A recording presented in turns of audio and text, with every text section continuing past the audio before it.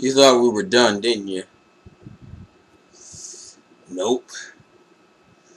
Not when we have achieved the main event. Behold, the prophecy. Great face at 20-something seconds. Teen Titans Season 4 overview. Let's go. Yo, what's up guys? TheInsaneGamefreak here to bring you Teen Titans Season 4 overview.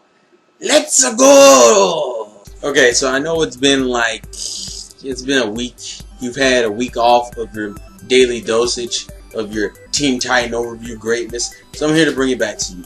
And Teen Titans Season 4 is, by many fans, including this one, probably the best of all 5 seasons of Teen Titans. And the reason why is because, like the other seasons, it focuses on a main character, and the main character just happens to be Raven. Now, because we're focusing on Raven here, jizz.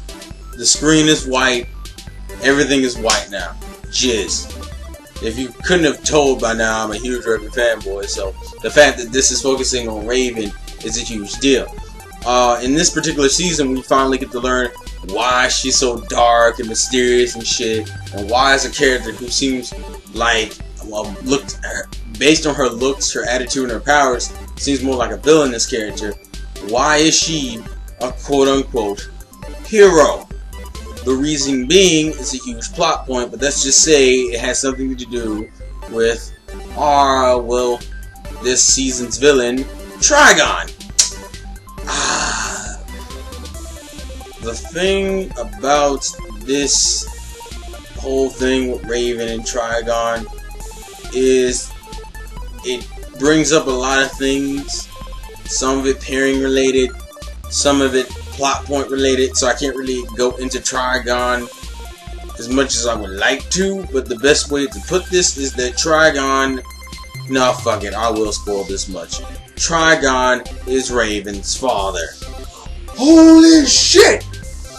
What this essentially means is that Raven's father is the devil, so in some sense you might as well just say she's the daughter of the devil, also being the key to her father's, awakening, coming to Earth and destroying everything and ruling the universe, because that's the prophecy that you will be told throughout this season.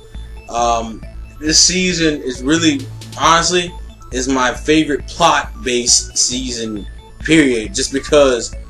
Not just because of Raven, it being focused on Raven, but it's probably one of the deepest of all the stories, and it's probably one of the most hardcore of the seasons. It's a season that is like, holy shit. The only other season that is comparable in the ridiculousness it is would probably be Season 5, which we can't talk about right now. Also, for any of you Slade fans, your boy makes a return. Yeah! The only problem is that it was hinted in Season 4, and on top of that, it was hinted in Season 3, and on top of that, he's a lackey. But we found out that Slade can do a pretty good lackey, because even though he's not the dude calling the shots and shit, he's still the dude that you really want to punch in the face. But there is a plot point revolving around him and just for you guys to know, this is the last time you see Slade in the series. Season 4 is the last time you see him. For anyone who wants to know, yeah, Slade did die. So you're probably wondering, how the fuck is he alive? Well, let's just say Trigon had a little bit to do with that, and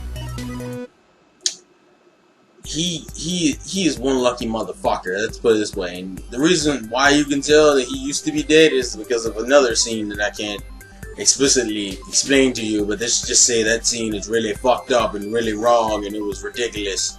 There are also a couple, and you're probably wondering, so if Raven is how he gets there, what happens to Raven? Raven goes through the biggest amount of development I've ever seen in my life. It's insane. But as I said, this also brings up some stuff revolving pairings.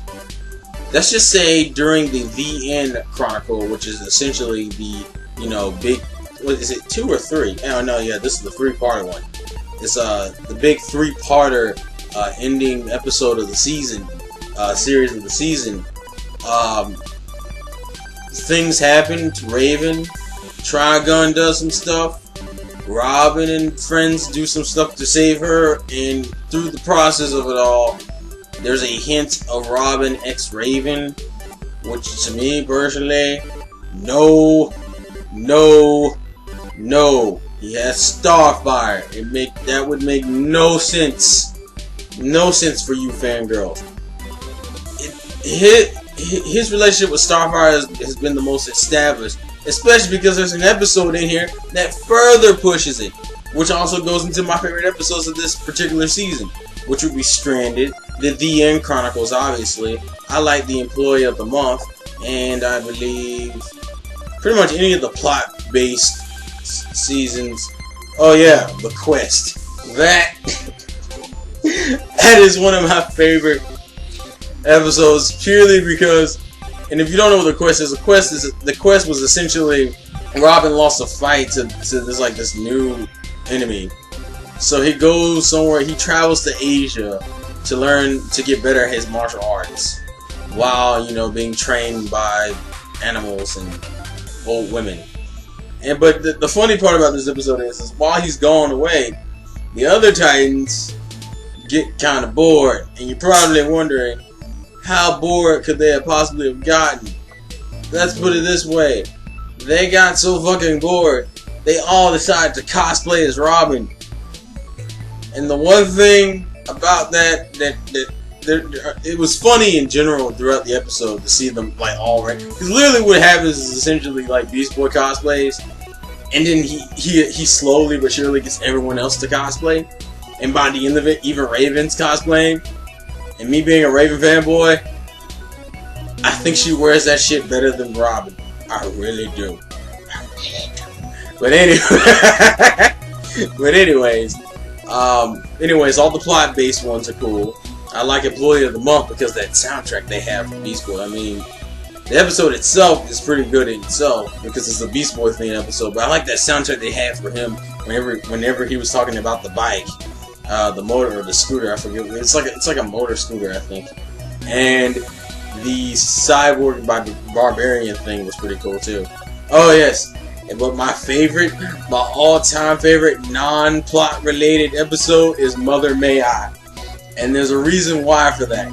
There is a particular joke me and my friend Kenny like to make about this.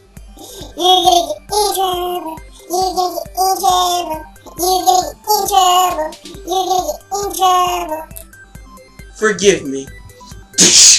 What the fuck? Yeah, if you've seen that Mother May I episode, you get that joke. But if not, I love that fucking scene. And the reason why that scene particularly sticks out to me is because before season 4 had aired, it was like the summer thing they were doing on Cartoon Network, where they were giving us sneak peeks of the future shit that was coming in the summer. And Mother May I was one of the Teen Titans episodes they kind of sneak peeked. In the portion they sneak peeked of Mother May I is that scene, and it's one of the funniest. I swear to God, there's a lot of comedy in season 4, and I think it's the make up for the ridiculous depression you get with all of the plot-based fucking oh my God. I'm still tripping out that you're getting in trouble shit. Starfire, you're such a bitch.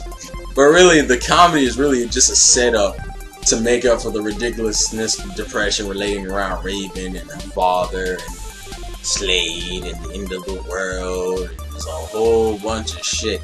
I mean, honestly, there's a lot of indirect comedy in those parts, especially the particular scene that really sticks out to me right now would be the scene where you I can't really explain it, but let's just say this much. Starfire, Beast Boy, and Cyborg are fighting some people they know fairly well. And these people make a lot of fucked up jokes about their inner selves. And one of the famous quotes is, the guy says to Cyborg, What's wrong? You want to go cry home to mommy? And then he's like, oh, that's right. You don't have a mommy. And Cyborg didn't even say anything. He just walked towards them, put the cannons on both of his hands, and said, "Ugh!" There's a lot of moments. There's a lot of great moments in season 4. Season 4 overall is like my favorite. Now to mention, also, actually, there's a lot of season 4 episodes. Like I didn't mention Stranded. That's the other episode I need to mention about the whole pairing thing. Robin X Raven is hinted a lot at in this season, but Stranded kind of goes back and kind of even pushes Starfire X Robin ridiculously. And if you don't know what Stranded particularly is that they went to a space station to fix something. They fixed it, ran into an alien.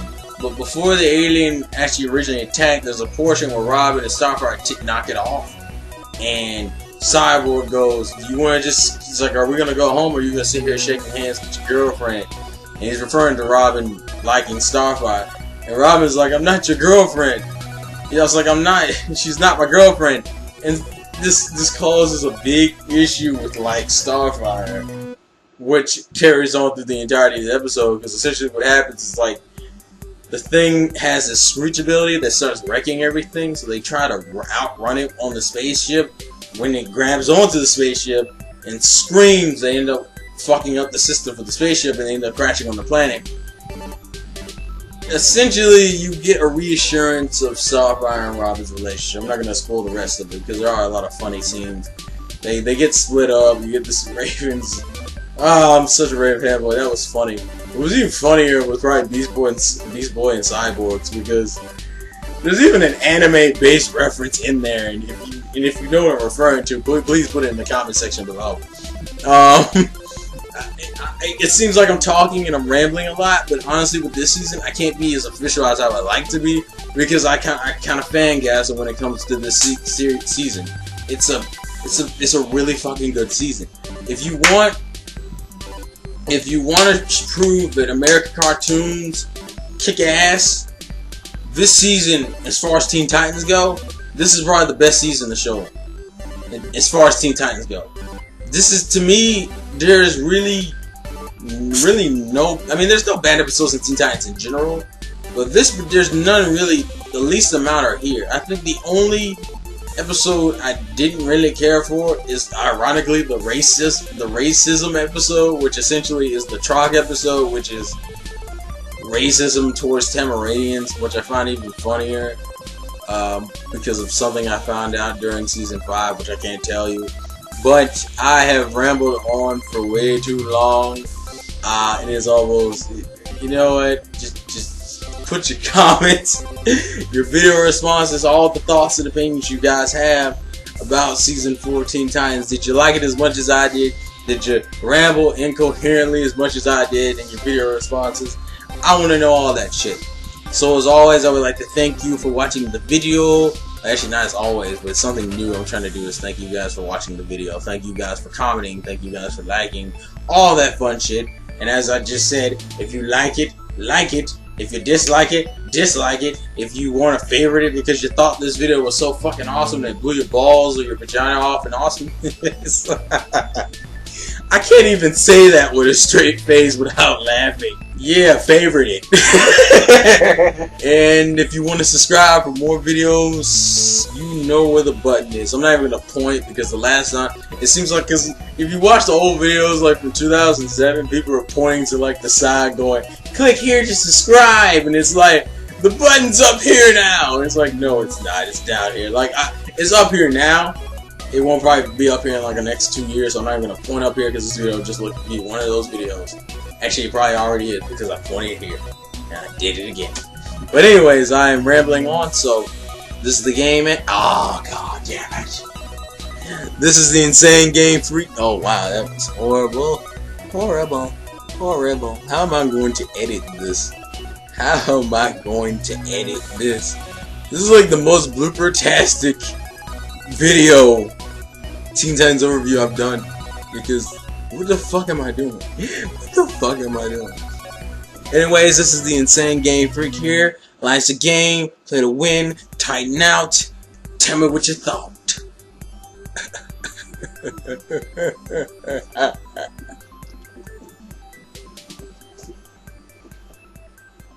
That was manly.